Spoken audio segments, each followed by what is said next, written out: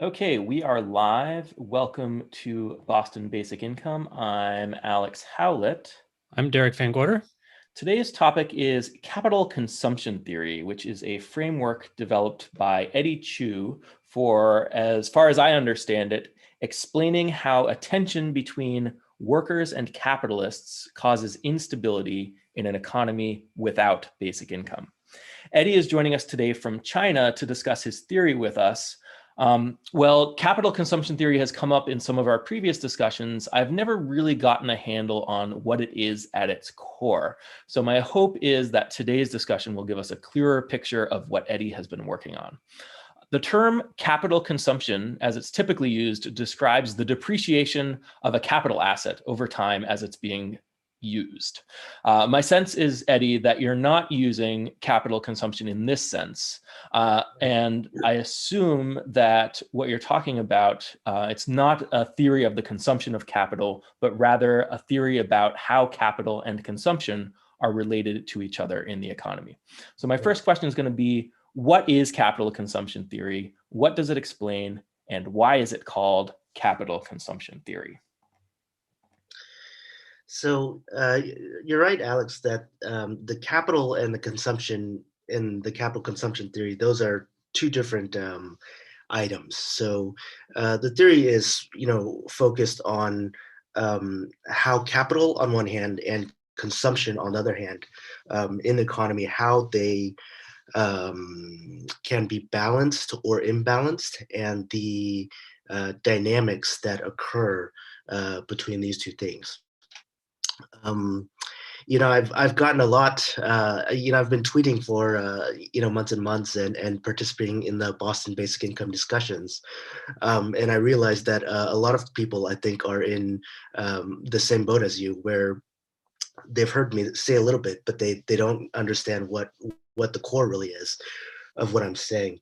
So I do hope that I can kind of get towards, I'm working hard towards, kind of making that introduction to capital consumption theory in a sort of a concise and understandable way. I think one of the things that we should start off with is sort of some definitions a little bit. So capital, um, if you imagine, in our history about 300 years ago, we're an agricultural society. And in that agricultural society, about 90% of the labor of the society goes into just growing enough food for everybody to eat. 300 years later, productivity in agriculture has gone way up. And now what used to take 90% of the labor in the economy to accomplish now takes about 1.3% of the labor force is involved with growing enough food for everybody.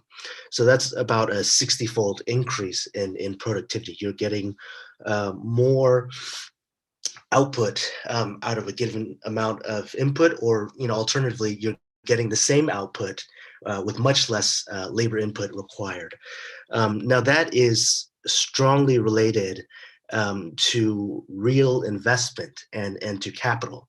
And so if you look at the agricultural, and you look at why have we managed to get productivity up 60-fold during that time, we invented mechanized agriculture. So 300 years ago, it was all just pretty much hand labor, and then also some some animal labor, and nowadays when go to a farm, it's this huge thing, and you have all these machines, with the long arms, and that equipment, that capital, that invested capital, is what gives you that productivity benefit and allows you to get the same output with just 1/60th of the input. So I can talk about an analogy with a golf club. Um, the golf club has a certain amount of lawn that needs mowing, and so you might start off. It might go through 4 stages. The first stage, you have like those old push mowers with the blades that spin as you push, and that's the first stage. And then the second stage, you go to the walk behind mowers that you still have to push, but they have a motor. And the third stage is the riding motors that Forrest Gump uses in the movie. And the fourth stage is now we have robot mowers to take care of this task. And so in the first stage, you might have had like an 8-person maintenance team just to keep all of the grass mowed, using very basic equipment. As you go through in the second stage, with the better equipment and the more investment into equipment, you might be able to get the same job done with just 4 people. With the riding mowers, it might take only 2 people. And now in the final stage with the robot mowers, you might have like 1 person and it's part-time. Like that person still has lots of time to do other stuff. So that is productivity growth. And I would assert that, all across the economy, um, it is involved with real investment and involved with capital. The accumulation of capital is what allows that productivity growth to happen. And you can if we go to the farmer, the only thing that shows up on the farmer's on a balance sheet is when the farmer buys the $10,000 worth of equipment and he says, I now have a $10,000 asset, this farm equipment.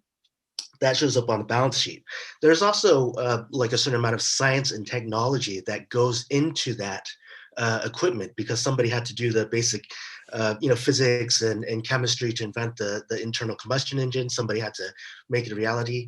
And patents on those things run for 30 years. And then after 30 years, that investment is sort of communalized. It becomes like, anybody can use it, but it is still a basis of productivity growth in society. Okay, so you're essentially defining capital in the way that economists do, that it's a product that we made that's used in the production of other products, but doesn't get used up like some material input or something like that. I think so. And I especially emphasize that it is always something that increases productivity. Because if it doesn't increase productivity, then there would no one would invest into, no one would invest into a piece of farm equipment that increases your man hours required and has a negative productivity. It's always a positive productivity boost from an investment into that capital. Yeah. Right, that makes a lot of sense. And the reason why you're calling it capital consumption theory is because of, kind of as I was saying, there's this tension between the development of capital and maybe whether there are people there who are able to spend and consume what the capital is able to contribute to, the production that the capital is able to contribute to. Is that kind of what you're getting at? So I wouldn't even really call it a tension. It is more something that needs to be balanced. And so if you imagine, if we move to a household analogy of the economy for a second and say, we're this big household, we do some things by hand, but we're also constantly like inventing these machines to do work for us. That's the capital. And in the household analogy, everything is fine. There's a problem that exists in a monetary economy, which does not exist in the household economy. So in the household economy, if you had 8 of your family members mowing the lawn, and now you've got robot lawnmowers, and 7 of them don't have to spend all their time mowing the lawn anymore. This is just a wonderful thing. Wonderful. They can do whatever they want. They can work on something else, anything. That's fine. That's great. Purely positive effect. But what happens in a monetary economy, in a trading economy, is that, essentially you have just thrown 7 like maintenance people out of work. They've lost their labor income. And so there is this, there is this thing. So mainstream economists will tell you, productivity growth is good. And I agree, it is good. Productivity growth is good. But it creates this situation where, the direct effect of the productivity growth tends to be a reduction in labor demand. And now when you were in your household, maybe the parents give the kids like allowances for the chores to be done. But if you then invent machines and the kids don't have to do chores anymore, the parents are not going to like say, you don't have any chores to do. You don't have no more money for you. You can't have, any of the production of the household.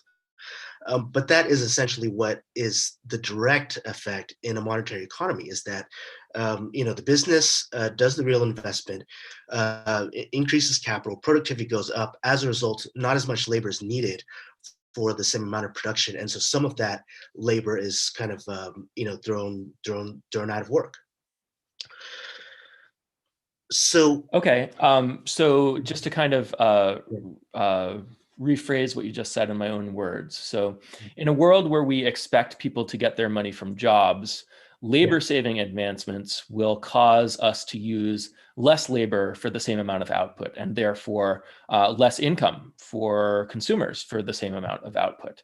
And then you have a problem potentially where since people's incomes are lower, then the economy ends up producing less as we become more productive. right. But we still need to take some more time to look at this situation, because it is a somewhat complex situation. The mainstream economists will just say, hey, productivity growth is good because it allows wages to rise because the labor is more productive. But that, to me, that is actually a little bit hand wavy, because it's something that could be true, but you haven't really examined it and figured out how that happens. Because again, the first order effect, the first thing that happens is that labor gets thrown out of work. Yeah, I think a lot of people have this assumption that Yeah, if we're more productive, then if the economy is operating efficiently, then everybody gets more stuff. And you can kind of work backwards by saying, well, if everybody gets their income from wages, then clearly wages have to go up to be able to buy them more stuff or something like that. And that intuition makes sense to a lot of people, especially since if you as an individual get more productive, then maybe you will command a higher wage as well. But maybe that doesn't translate to the macroeconomy so much. so if we go back to the situation, we're curious about what happens to the workers after they're thrown out of the work because their lawn mowing job has been automated.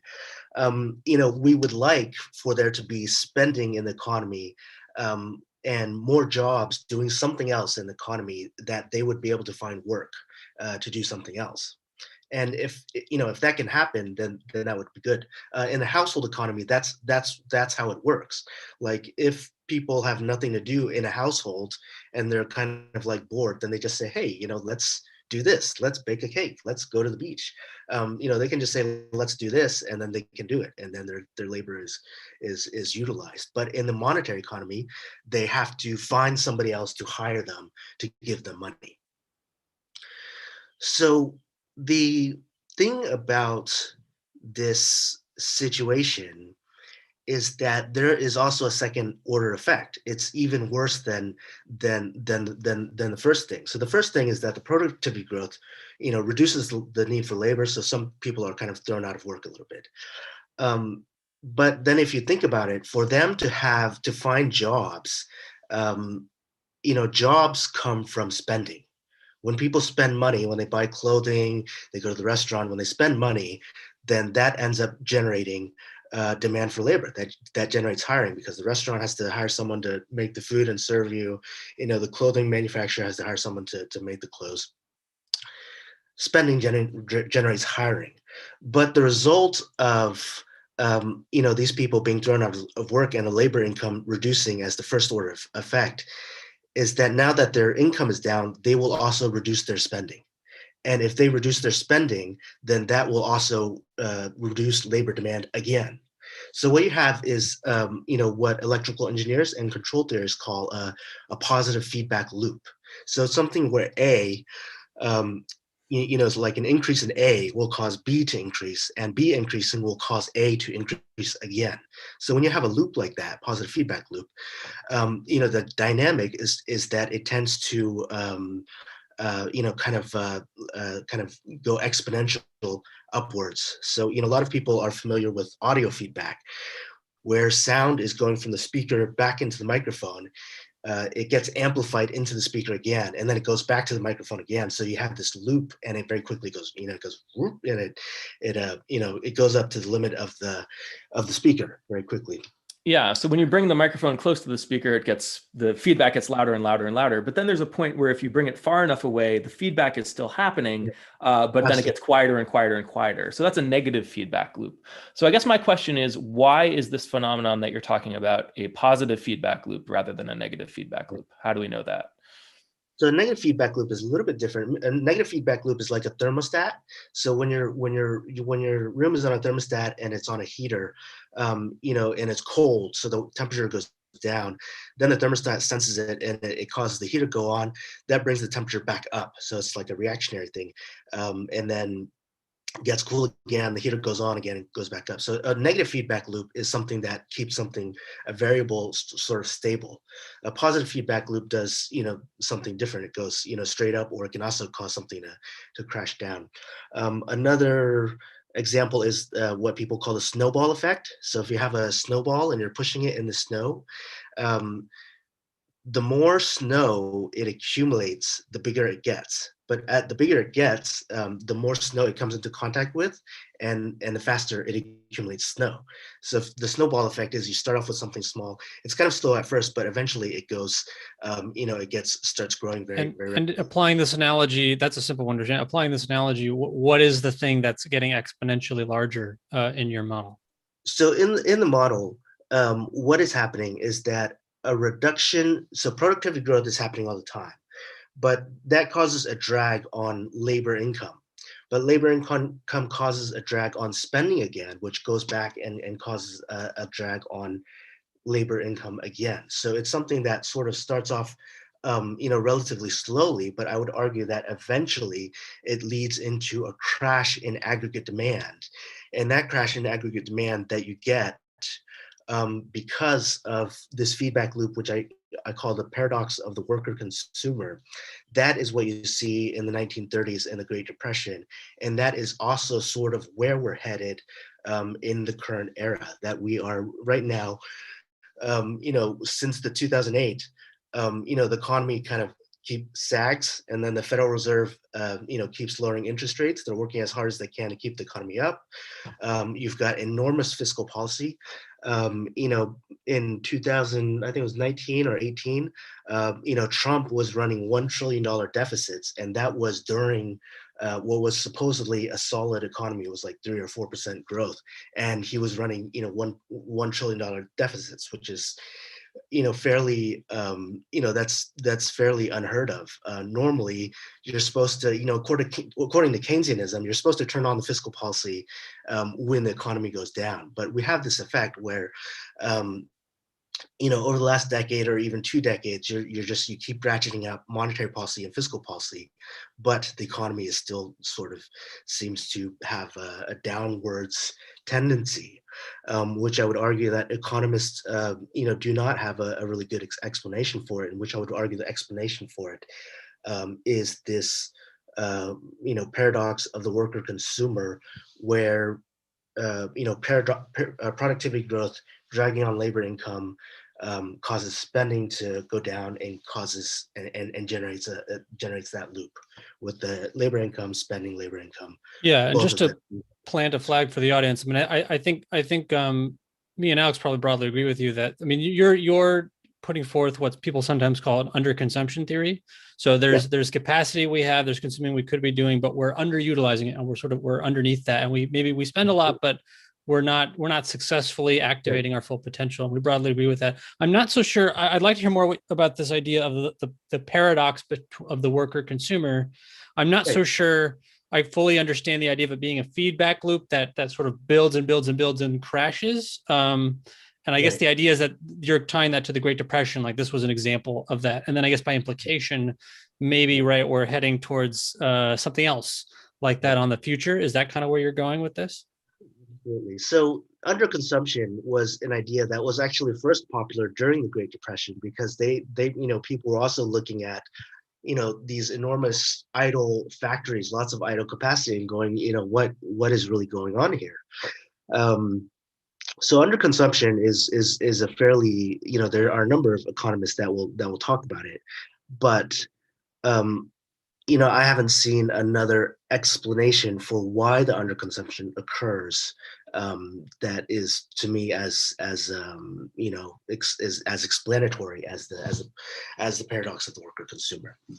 Well, So right. it really is. Okay, go ahead. So there is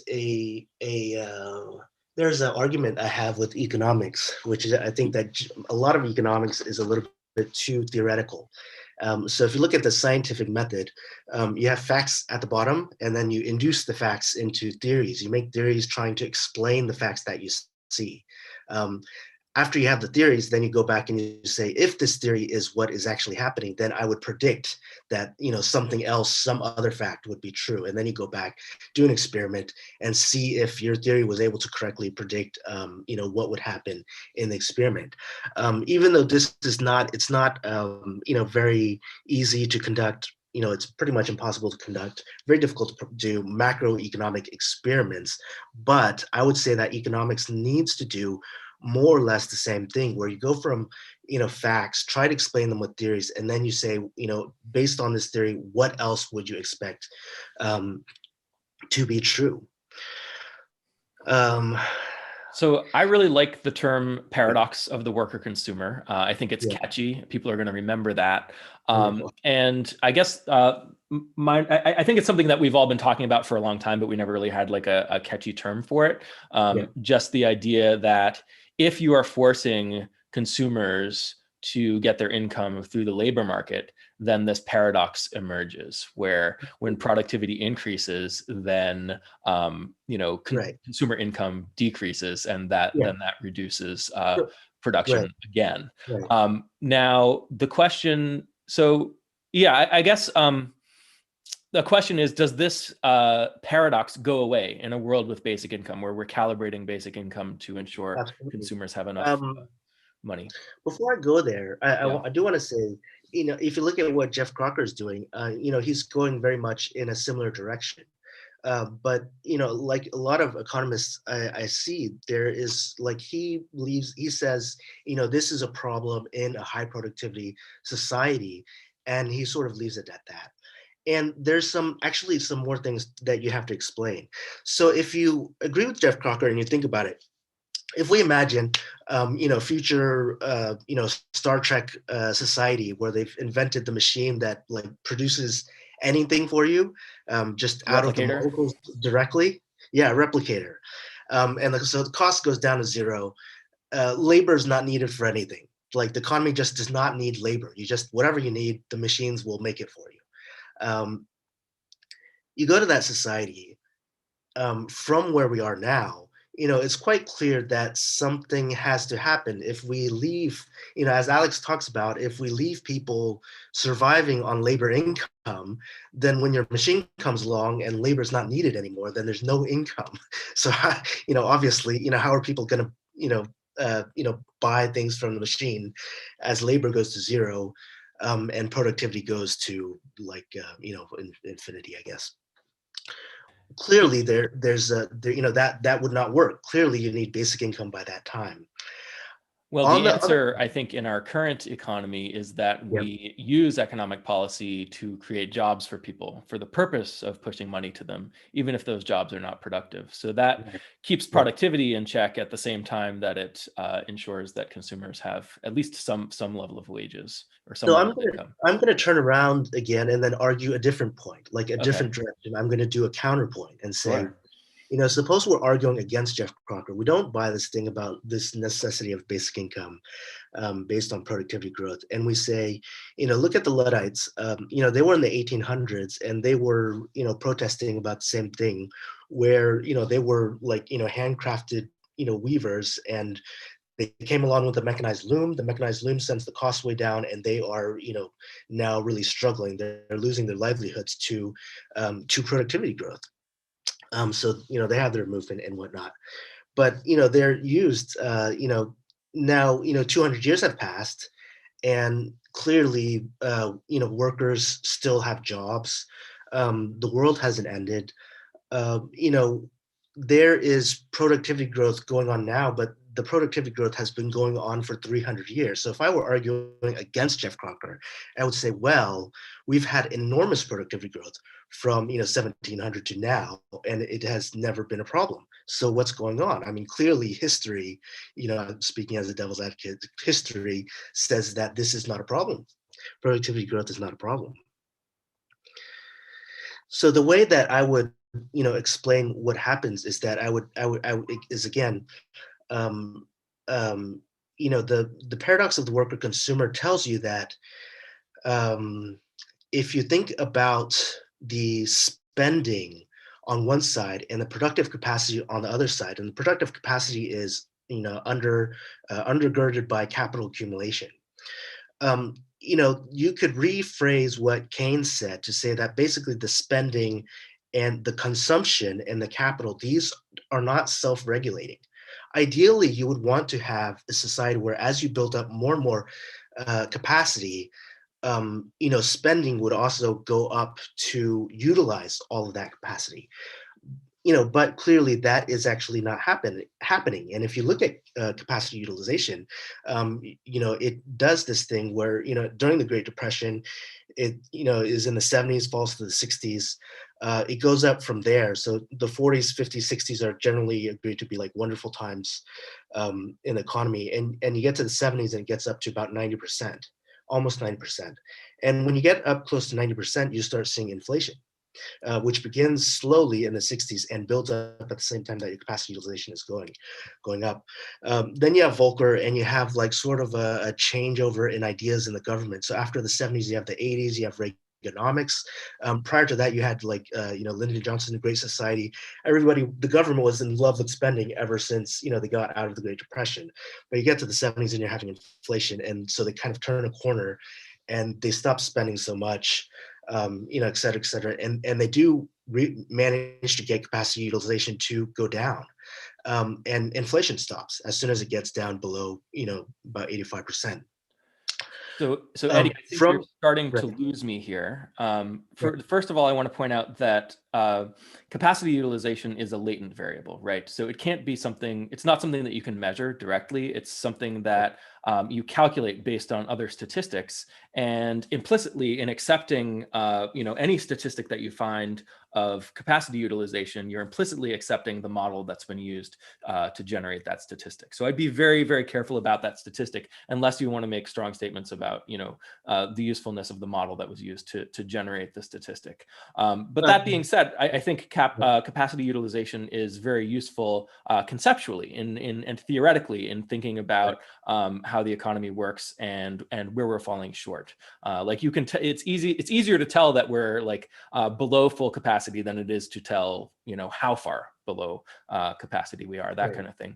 So you're getting into capacity utilization and inflation and stuff like that. I think I disagree with you about some of that stuff. But first I want to get back to the paradox of the worker consumer, because I don't really feel like I got an answer to the question of why it's a positive feedback loop. And the reason why I'm asking this question is because my intuition is that it's not a positive feedback loop. My intuition is that as we get more productive, as we have labor saving advancements, that of course reduces labor income, which reduces spending, and then that reduction in spending reduces labor income even further. But each time it's less because the labor income isn't as great as the spending was that activated it, right? Because some of that spending doesn't go to labor. So I feel like it's something like for any discrete labor saving advancement, you'd have maybe some kind of multiplier where the reduction in spending is greater than what you would expect if people's income stayed the same, but it's not, it doesn't like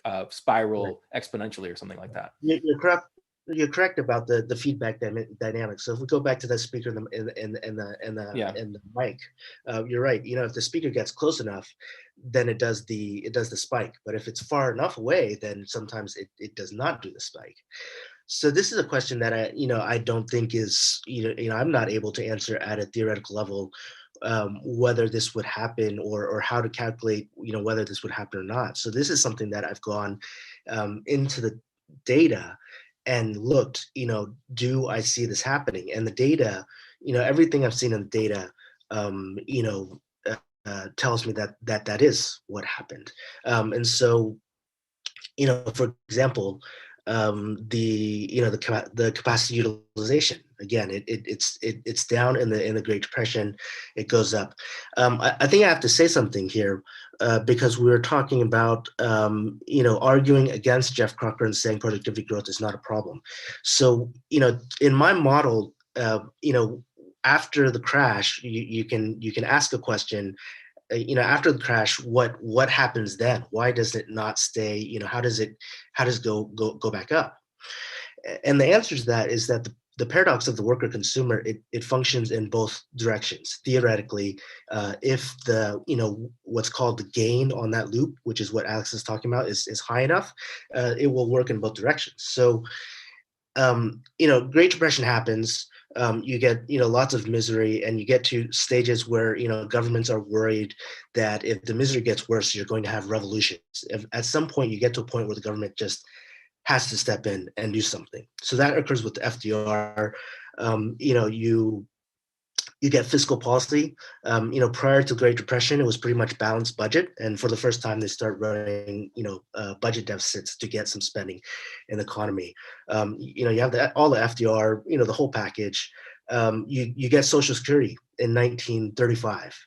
In 1935, you get Social Security, which although theoretically it's a transfer, especially at the beginning, it is really more of a it's money into the hands of consumers who need money to spend.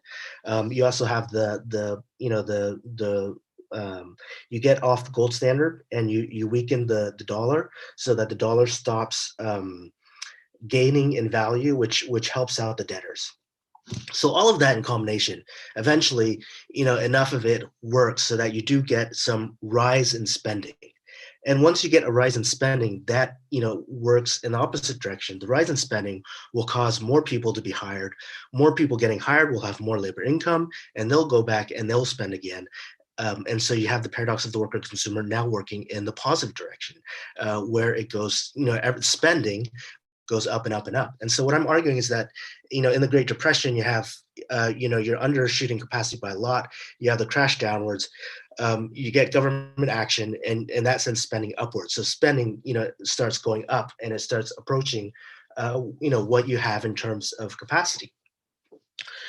Eventually, as CMT also agrees that if you generate too much spending in the economy, you will outrun, the limits of productive capacity. There's capacities in the economy where, it can't just produce infinite amounts of production right away. There's a factory. Each factory can only produce so much. Each restaurant can only hold so many people. At some point, you get to capacity constraints, and the businesses are faced with this situation where they are pretty much fully busy. They cannot increase production anymore based on their capacity. But spending is still going up because that feedback loop we are hypothesizing is still running. Spending is still going up. When that happens, then the businesses will be incentivized to say, well, I can't, produce more, but people are still knocking, down the door trying to buy more. I'm going to raise my prices. That is the rational thing to do to maximize my profits.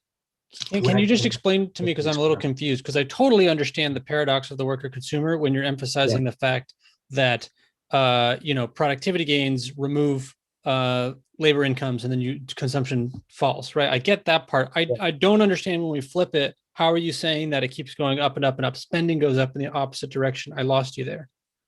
Right. So the loop is that when spending goes down, income goes down, and then spending goes down.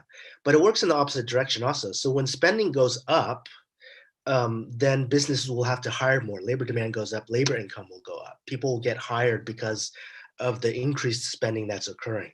That will give them more labor income, and they will go back out and they'll spend that income again, generate even more spending, generating even more labor income.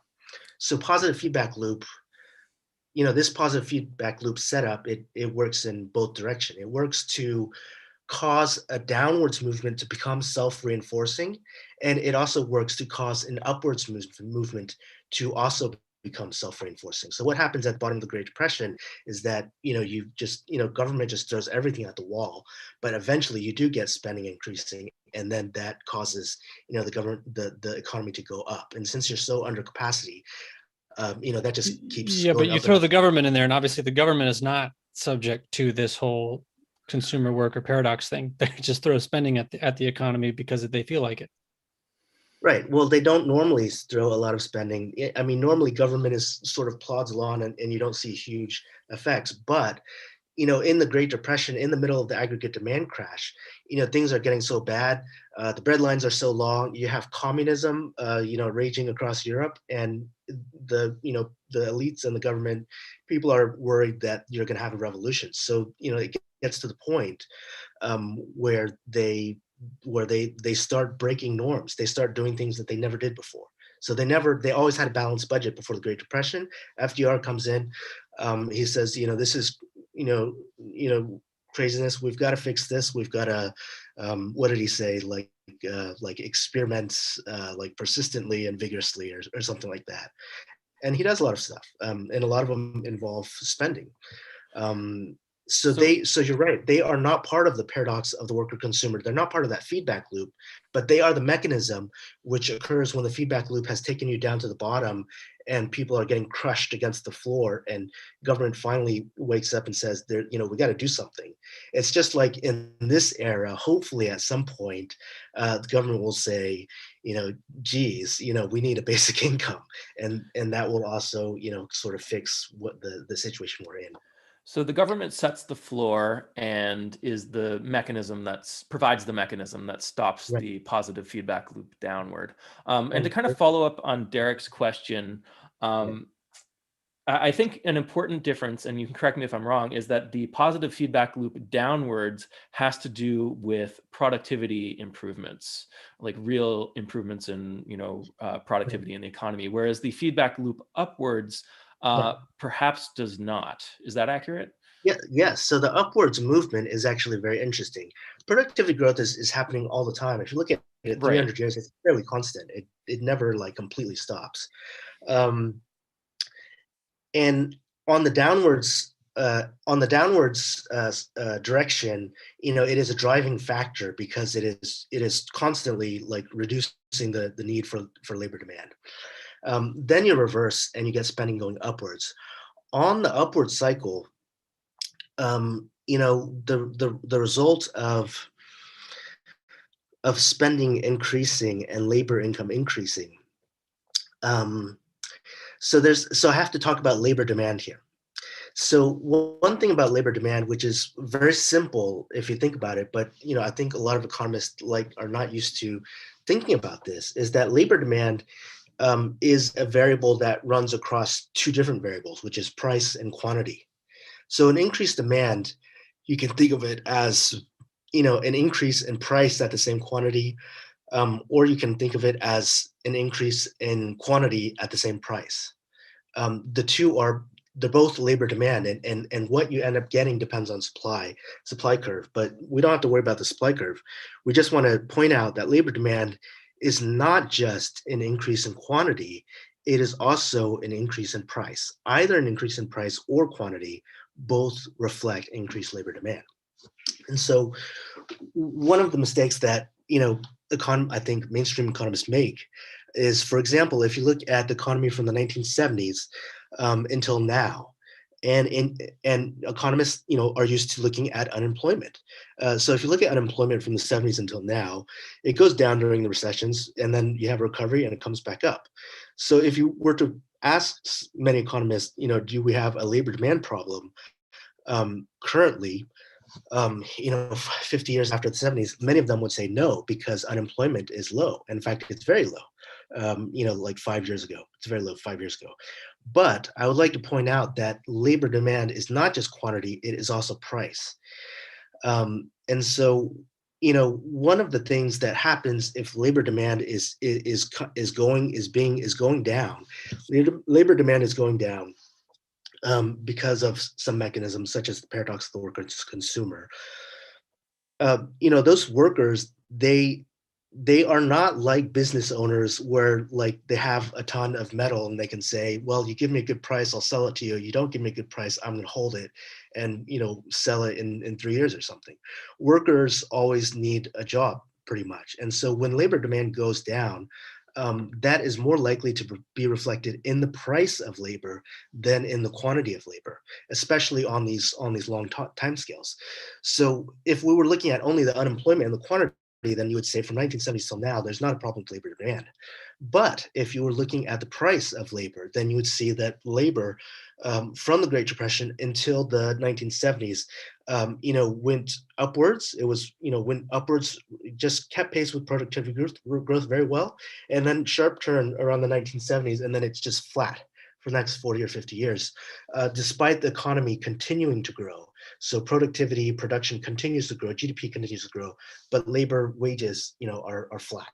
So relative to productivity in the economy, labor wages are actually way, way down from where they were in the 1970s. I would argue that reflects an enormous reduction in labor demand, and that reduction in labor demand again is what the paradox of the worker and consumer would predict, and it would be explained by the paradox of the worker consumer. This is why labor wages are flat for the last 40, 50 years, because labor demand is down. So capital consumption theory and the paradox of the worker consumer feel like frameworks that can apply only to a world that has decided not to calibrate the basic income to ensure consumers have enough spending money. Is that accurate? Or once we figured out basic income, is there anything beyond that capital consumption theory gets us? So I think, I view capital consumption theory as a method to understand the economy prior to basic income, and it will also tell us about the economy after basic income. I realized that there was something that we missed just then, because we were going to talk about the upward direction of the paradox of the worker consumer, where the spending is increasing. And so what I would argue that happens on the upcycle, from the Great Depression until the 1970s, is that relative capacity spending now goes up and up and up, up and up and up and up. And as spending goes up and up and up, the first thing that happens is that unemployment goes down. But the second thing that happens is that as spending continues to go up, you have still more labor demand. You have still more labor demand. And when you have still more labor demand, what happens is that employers begin to have trouble fulfilling their labor needs. When they have trouble fulfilling their labor needs, then they will tend to bid the price of labor wages up. So you see wages from the 40s to the 70s, real wages go up and up and up. Labor price keeps going up. One of the effects of labor price going up is that businesses become incentivized to invest into more productivity growth. Because when you're at the bottom of the cycle and labor demand is very low and labor wages are very low, and there's underconsumption going on, then on the one hand, you have difficulty selling increased production. And on the other hand, you also have relatively low labor costs. So you're not incentivized to invest into expensive equipment to reduce labor, because labor is so cheap anyways that would not be profitable. It only becomes profitable when the labor wages go up. So mainstream economists think that labor productivity growth allows for wages to rise. I would argue that wages need to rise in order to drive productivity growth. And if they don't rise, businesses will not find it profitable to invest in productivity growth in the absence of high and growing wages and high and growing consumption. Yeah. Go ahead.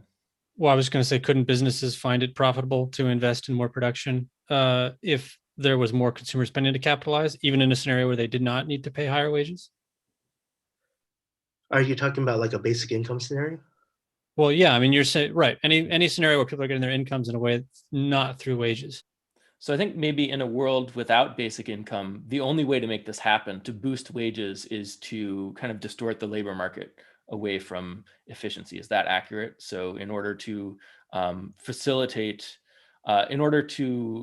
facilitate productivity growth, you have to prevent maximal productivity in the labor market because you're keeping people employed in order to get them Yeah. money.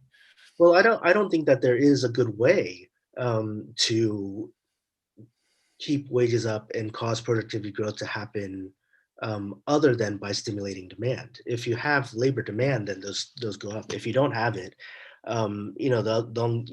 you're left with like laws setting a floor. But as like basic economics, that in the absence of demand, setting a floor is just going to cause the market quantities to mismatch. Like people, theoretically, like a high minimum wage would cause some unemployment. On the other hand, now that I have this understanding of capital consumption theory, I actually think minimum wage would still work pretty well right now, not because it forces businesses to raise their wages so much as much as it causes labor income to go up, which would actually increase demand. So it would actually kind of have this like self fulfilling increase in labor income and labor demand. Like it would actually work. But definitely at higher levels you want to go to basic income. So I think there's something you brought up earlier that people might think is a contradiction between capital consumption theory and consumer monetary theory, which is you were talking about how once we reached full capacity utilization, that we'd start seeing inflationary pressure, that kind of thing. Right. One of the key points of CMT is that you can have any level of inflation at any level of capacity utilization. We could be way underutilizing capacity and have inflation. We could be right up against the capacity and have deflation, perhaps even. And the key variable that it depends on is the price elasticity of aggregate demand. So expansionary monetary policy typically makes aggregate demand less elastic in the sense that it becomes more profitable for producers to produce lower quantities at higher prices. And the point is that producers won't keep producing more until they hit capacity. They stop early because it would be unprofitable to go all the way up to capacity. They'll keep producing more until it's no longer profitable to produce more. In other words, being able to sell more would force them to have to lower their prices by an amount that hurts their overall profits. And this is essentially, I guess you could say it's a monopoly pricing model because you don't have perfect competition, but it's hard to have perfect competition if you have economies of scale where higher quantities, you don't have an upward sloping supply curve for the individual businesses, that kind of thing. But I think the way to reconcile this difference between CMT and capital consumption theory is that capital consumption theory is making certain assumptions about the ways in which money is flowing in the economy.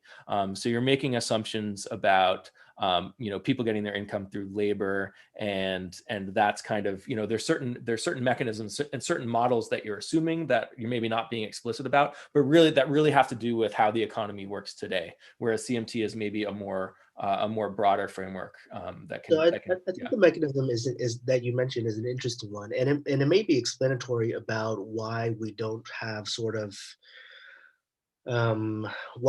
deflation, from the 1970s until the current era. That might be sort of explanatory. But again, I like to go to the empirical evidence, and if you look at the evidence, if you look at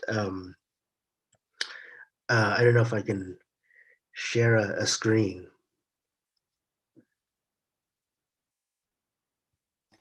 Now you can. Can you see this? Yes. So this is the capacity utilization. The data here only goes back to the 1967, and you can see that through the late 60s and early 70s is where it's kind of going as high as it's ever been, close to 90%. And if you look at inflation rate, it's exactly this era that it goes up, and it has that. So it kind of, the two curves, they kind of follow along with each other. So Eddie, I'm again going to point out that capacity utilization is a latent variable. So are you knowledgeable of what model they use to generate the capacity utilization statistic? Because what if they're just using inflation to estimate the capacity utilization? Then you can't really learn anything from that. That's what they're assuming. is that they, from my reading of the explanations, Yeah. they go around to firms in different industries, and they ask them, if you were, essentially, uh, if you did not worry about being able to sell what you're, everything that you're producing, how much, could you produce this month? And businesses are able to answer that. They At have current prices. they know Right. how many, they know how many production lines they have. They know how much, they know what their capacities are. They know what is the maximum that they can produce, and they answer it. And when you look at, how much they're actually producing versus how much they could produce by their own, uh, by their own calculations, that's capacity utilization. And to me, that actually, to me that, I'm not really certain exactly what Alex's argument against the capacity utilization is, but to me, this is pretty much, um, a valid answer. It's not going to be perfect. Even GDP is not perfect. There's measurement inaccuracies, but it's basically going to answer the question which we should ask as economists, which economists ask too little, which is, how much capacity do we have um, at at the present moment, and how much of it are we actually using? And if we're not using all of it, um, if it's 70% capacity utilization and we could go up to 90%, to me that tells me that, those, if you put enough money into the economy in the hands of consumers and allow them to spend, they will go to those businesses and they will, buy, claim enough production to cause those factories to become very, very busy. Um, Yeah, and of course, when you talk about capacity utilization, there's also the question of, what time horizon are we talking about? If you're asking a business how much could they produce tomorrow if they needed to scale up output, that might be a very different question than if you ask them, Absolutely. well, how much could you be producing this time next year? Sure. So those are Yeah, two different yeah, answers Well, to. and it's also a different question, like how much could your customers be benefiting if, you went out of business and a better firm than you came and took your place, right? So like Right. there's a lot of questions that are really important at the macro level that aren't going to be answered. I mean, it tells you something if it's going up or down, but I don't know if it's helpful. And I don't know if it's helpful for answering like questions like, well, how much capacity can an increased basic income utilize, or some novel new policy that we're trying to imagine that will increase the overall so, efficiency so the of the economy? I don't think it's helpful for those kind of Yeah, I questions. think that's exactly right. so the long term, so this is a good, question. What about the long term versus the short term? So to me, the capacity utilization is valid measure of the very short term. This very month, if we put enough, dollars into the hands of consumers, how much production could they claim out of existing factories right now? I actually had one more thing to share. Um, and then the other question, uh, about the long term, is a very interesting question, because another of the key insights of capital consumption theory is that, and again, this is actually a very basic mechanism, but most people don't think about it this way. If you think about it, the financial, so again, as we spoke about earlier, we've talked about the workers now. Now we also have to talk about the capitalists. So the capitalists, if just to show you, if you look at people who are top 1%, this is $11 million of net worth and up. Their savings rate is about 40%, about 40% savings rate. Bottom 90% is pretty close to zero. Um, the top 1%, the top 10%, top 0.1%, they do the vast majority of saving and investing. And so what you have happening, when wealth, what you have happening on this downward cycle, the paradox of the worker consumer, if we think about that productivity growth again, you are reducing the labor income of the consumer worker, but at the same time, um, the business is getting a benefit from that. Their costs are going down, and so their income is actually going to go up. So the capitalist income is going to go relatively up. The consumer worker's income is going to go relatively down, and that is indeed what you see in the economy from the 70s until now. So you're going to end up with income concentrated at the top with the capitalists. And what do capitalists do with their money? That top 1% that has 11 million worth of net worth, if you imagine that they have like a very average, investment return rate of 7%, then they would generate about $700,000 of income, and they would save about like 400,000, and then they'd invest like 300,000. I'm fairly certain, I don't have data, but I'm fairly certain that when you go farther up and you get it to the $100 million and the $1 billion, those people do not, it's very difficult if you have $1 billion of net worth and you're earning at least $70 million a year. You're not going to be able to spend 60% of that. It's quite difficult. They're going to save and invest that. Yeah, And although so, note you're talking very generally about people right. who have less income versus people that have more income. Workers, I don't know if that maps onto who workers and capitalists are. I mean, you could look at the subset of workers who are poor, right? But people get paid some very high wages, right? And they have less of a marginal propensity to consume than the Not a poor perfect workers. split. I mean, there's people who have very little income and save and invest in stocks or crypto or whatever. It's not a perfect split, but generally speaking, the top 1% own, I think 56% of the stock market. Top 10% own 80 something percent of the stock market. So generally speaking, the wealth at the top goes to savings and investment. So if you imagine that in your society where the consumer worker is getting less and less income and the capitalist is getting more and more income, then what that is going to happen is that you're going to have more and more financial capital available for investment into real capital. So that those capitalists, they're going to buy stocks. The stocks are issued by companies, which theoretically the companies are going to take the money from issuing the stocks and like buy a new factory or invest in a new piece of software or something. There's going to be more capital investment from that. So just for clarification, financial capital is basically money that can be invested or is being invested, whereas what was the other one you used? Real capital. That's the stuff we were talking about before. The equipment and factories and everything. The products that are used to make more products. Very good. So when the consumer worker, so the problem now comes that you have lots of capital for investment, but the consumer worker has less and less income, relative to the economy to purchase the production.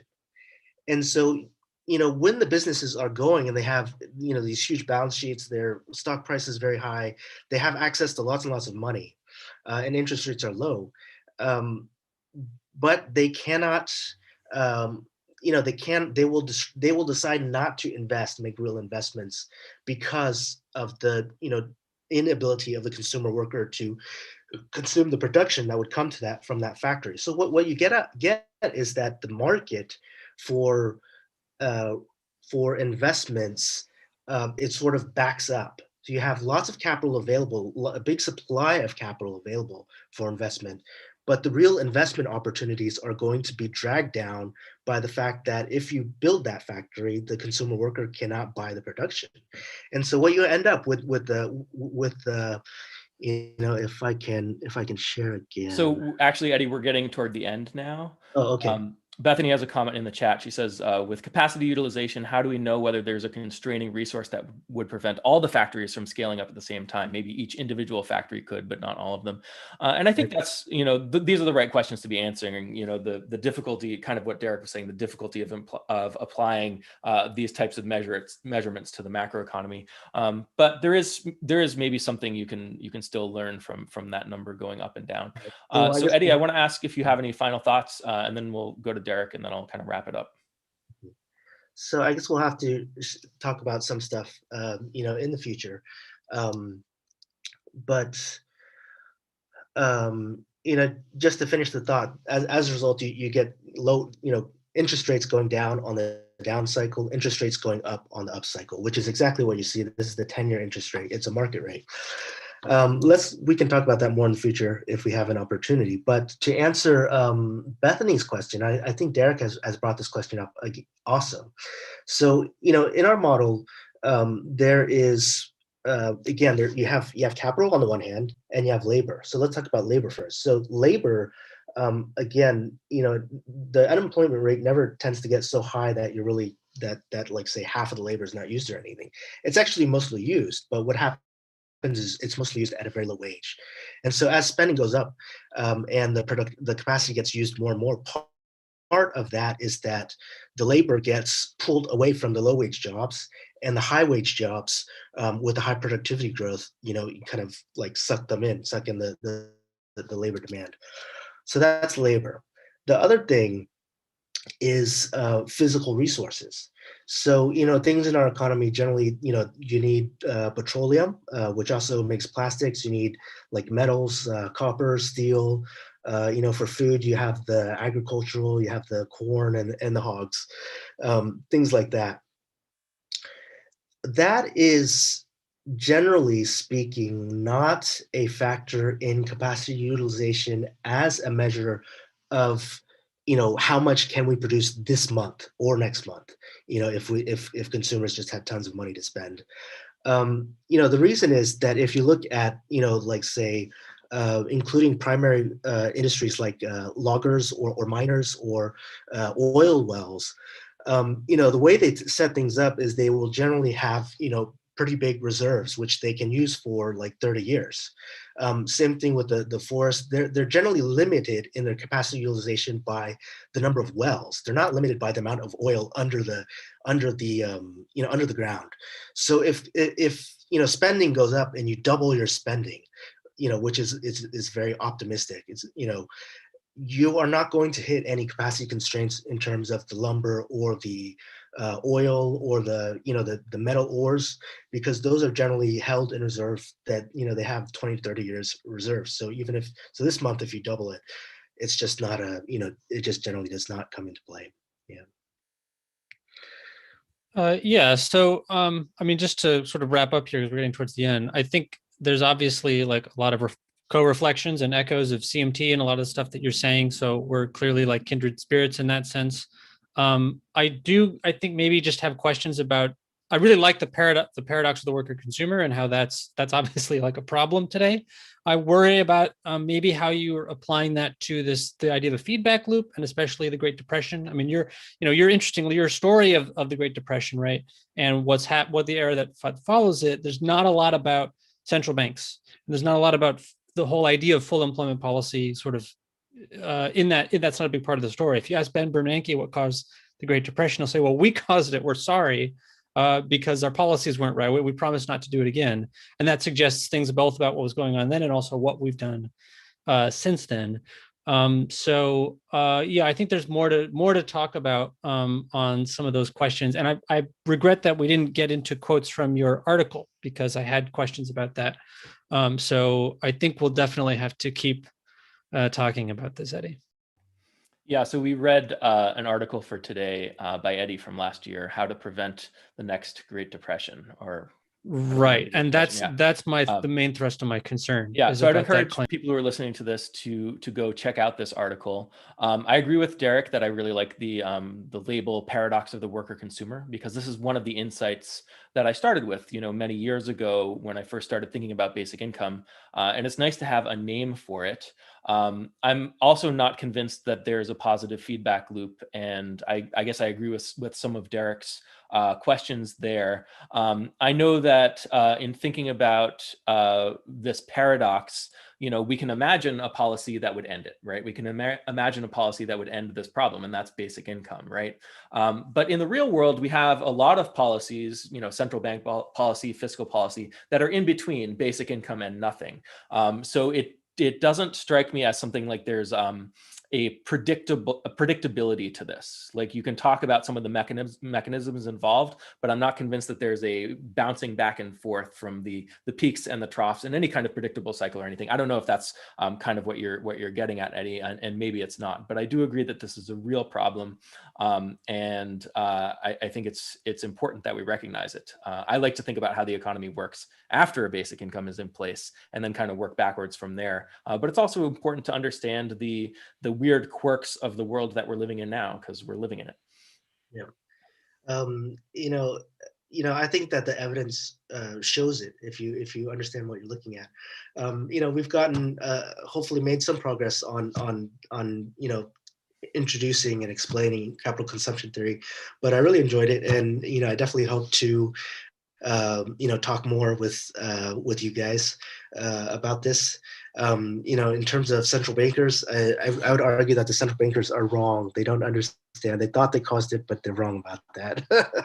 Okay. I have an analogy. In The Simpsons, where Marge is driving the car and Maggie is next to it driving like a toy steering wheel. That's the Federal Reserve. Yeah. The Federal Reserve. This is the Warren Mosler analogy. Yeah. But they're actually not in control. Okay. Well, thanks so much for coming on, Eddie. It was great to dig deeper into some of your stuff. Next week's topic is CMT in context. So we're going to have Austin Mackel on, and he's going to be talking about an article he wrote about kind of a political compass, but for monetary theory, and where CMT fits in with MMT and Jeff Crocker and Steve Keen and all the other mainstream economics and all that stuff. So see you guys next week. This is a great discussion. See you guys.